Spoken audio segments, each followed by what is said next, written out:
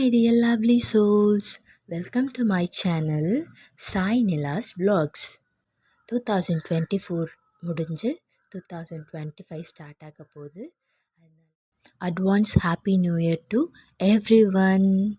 இன்றைக்கி நம்ம என்ன பார்க்க போகிறோன்னா 2024 எங்களோட லைஃப்பில் என்னெல்லாம் நடந்தது அப்படின்னு ஒரு சின்ன வீடியோ பார்க்க போகிறோம். இந்த வேர்ல்டில் இருக்க எல்லாருக்குமே லைஃப்பில் அப்ஸ் அண்ட் டவுன்ஸ் இருக்கும். அதே மாதிரி எங்களுக்கும் அப்ஸ் அண்ட் டவுன்ஸ் இருந்தது 2024.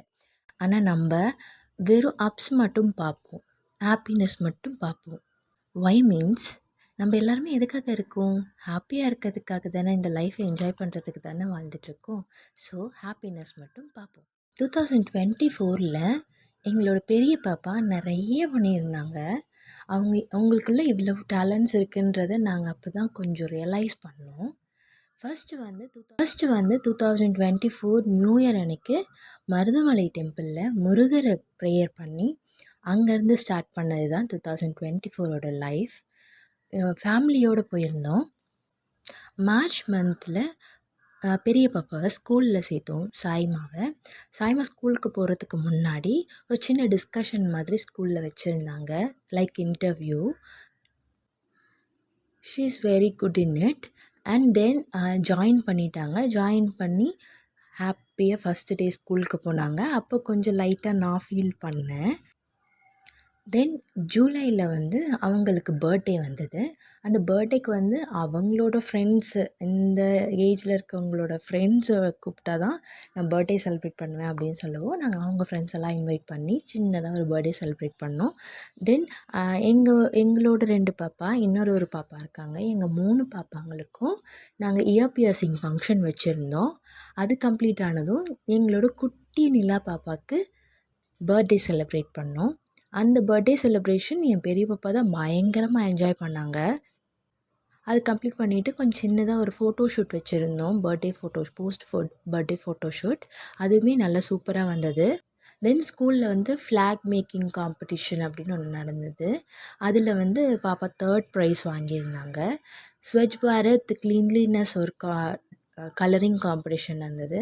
அதுலேயுமே பார்ட்டிஸ் பண்ணியிருந்தாங்க. அதில் ஃபர்ஸ்ட் கிரேட் வாங்கியிருந்தாங்க. எங்களோட ஏபிஎஸ்சிங் டைமில் ஸ்கூலில் வந்து ஸ்டோரி செல்லிங் காம்படிஷன் வச்சுருந்தாங்க. பட் அவங்களால அன்ஃபார்ச்சுனேட்லி அதில் ஜாயின் பண்ண முடியல. தென் ஸ்போர்ட்ஸ் டேலே வந்து அவங்க ட்ரில்லில் இருந்தாங்க. அப்புறமா ரைம்ஸ் காம்படிஷன் நடந்தது. அதில் நல்லாவே பார்ட்டிசிபேட் பண்ணியிருந்தாங்க. ஃபர்ஸ்ட் ப்ரைஸ் வாங்கியிருந்தாங்க. திருக்குறள் காம்படிஷன் பார்ட்டிசிபேட் பண்ணாங்க. அதுலேயுமே சூப்பராக பண்ணியிருந்தாங்க. பட் அவங்களுக்கு 4th ப்ளேஸ் தான் கிடச்சிச்சு. But she accepted.